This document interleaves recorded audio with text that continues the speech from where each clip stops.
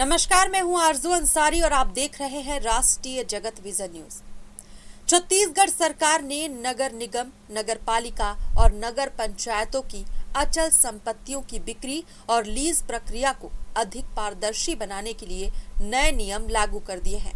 नए प्रावधानों के तहत अब किसी भी जमीन, दुकान, भवन या अन्य अचल संपत्ति की बिक्री अथवा लीज सीधे तौर पर नहीं की जा सकेगी। इसके लिए ई निविदा, ई टेंडर प्रक्रिया अपनाना अनिवार्य होगा। नए नियमों के अनुसार संबंधित संपत्ति की बिक्री या लीज के लिए निविदा की सूचना कम से कम 15 दिन पहले सार्वजनिक करनी होगी, ताकि इच्छुक पक्षों को पर्याप्त समय मिल सके। ई टेंडर प्रक्रिया में सबसे अधिक बोली लगाने वाले पात्र आवेदक को संपत्ति आवंटित की जाएगी। सरकार ने ये भी तय किया है कि 50 करोड़ रुपए से अधिक मूल्य की किसी भी संपत्ति के हस्तांतरण, बिक्री या लीज के लिए राज्य सरकार की पूर्व स्वीकृति आवश्यक होगी। वहीं लीज की अधिकतम अवधि 30 वर्ष निर्धारित की गई है, जिसके नवीनीकरण का प्रावधान भी रखा गया है। विवाद की स्थिति में संबंधित पक्षों को सुनवाई का अवसर दिया जाएगा और उसके बाद ही अंतिम निर्णय लिया जाएगा। राज्य सरकार का कहना है कि नए नियमों का उद्देश्य संपत्ति आवंटन प्रक्रिया में पारदर्शिता बढ़ाना, राजस्व में वृद्धि करना और किसी भी प्रकार की अनियमितता और मनमानी पर रोक लगाना है। इस संबंध में किसान मोर्चा के अध्यक्ष अनिल दुबे ने राष्ट्रीय जगत विजन से क्या कहा, देखिए इस खबर में। 55 लाख एकड़ ज़मीन का आपने एक आरोप लगाया है कि इसको बंदरबाट हुआ सरकारी नियमानुसार। अब सरकार ने एक नया नियम ला दिया कि आप कोई भी सरकारी ज़मीन बेचने के लिए उसका ऑक्शन होगा। क्या है पूरा मामला और ये किसकी शिकायत आपने किससे करे थे? आपके प्रश्न को मैं सुधारता हूँ कि सरकार ने बंदरबाट नहीं किया है।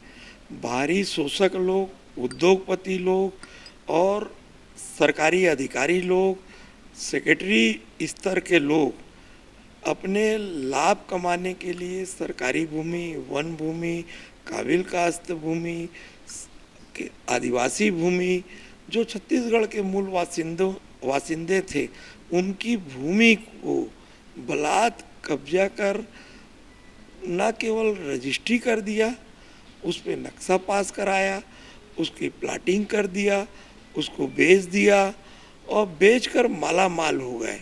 आप सरकारी जगह पर जो नियम बने हैं, अभी ये कह रहे हैं कि 600 फीट जगह आपको दिए जाएंगे, उसका भी नीलामी होगा।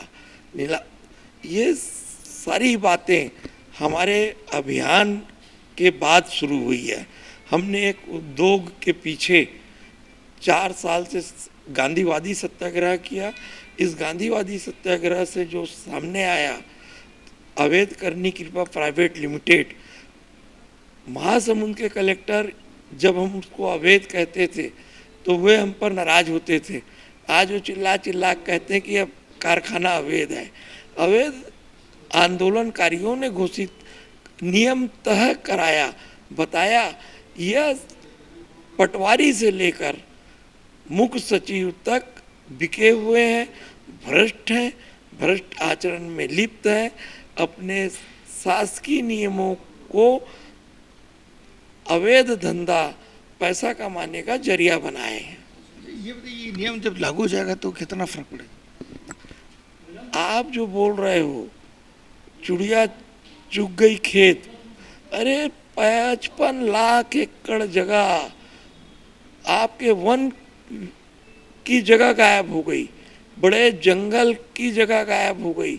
गायब नहीं हुई, बाहरी लोग आए, उसको खेत बना लिए, उस पर धंधा किए, उसको प्लाटिंग किए, उस पर मकान बना लिए। बाहरी शोषकों ने अपना आधार बना लिया। जो अपने प्रदेश पे मजदूरी का काम खोज रहे थे, वे छत्तीसगढ़ में माला माल हो गए। ऐसा कैसे हो गया? शोषक और शोषित, हम शोषित समाज के लिए संघर्ष कर रहे हैं। ये राजनेता और अधिकारी, ये दोनों के दोनों अपराधी हैं, अपराधी गठजोड़ है। इन लोग धन कमाने के लिए सत्ता का दुरुपयोग कर रहे हैं, भ्रष्टाचार का उपयोग कर रहे हैं। ये थे अनिल जी का कहना है कि भ्रष्टाचार चरम पर है, छत्तीसगढ़ शासन इस पर कार्रवाई करना चाहिए और जो बाहरी लोग हैं वो अवैध कब्जा कर रहे हैं छत्तीसगढ़ में। लगभग 16% छत्तीसगढ़ वो अवैध कब्जा हो चुका है। कैमरामैन रुपेश के साथ मैं इमरान खान।